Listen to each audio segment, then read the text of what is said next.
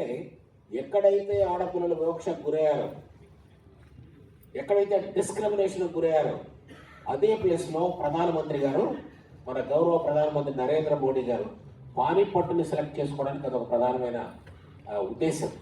ఎక్కడైతే అవమానించబడ్డారో, ఎక్కడైతే ఇబ్బంది పడ్డారో గట్టిగా పడండి చెప్పండి.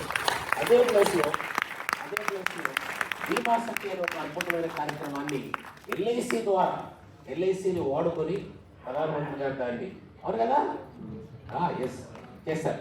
మనం ఈ 2 ఏళ్లలో 2 లక్షల మందిని మనం రిక్రూట్ చేయాలని చెప్పి కార్పొరేషన్ అనుకుంటే ఇప్పటికే దాదాపుగా 1,70,000 మంది పైదాకా మనం చేయగలిగాం ఆల్రెడీ ఈ కొన్ని నెలల్లోనే. అంటే వనితలు నేర్వగలేని విద్య కలదే ఉద్దార నేర్పించిందని అని చెప్పి ఒక కవి చెప్తాడు.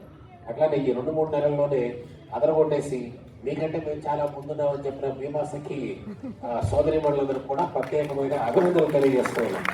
అట్లానే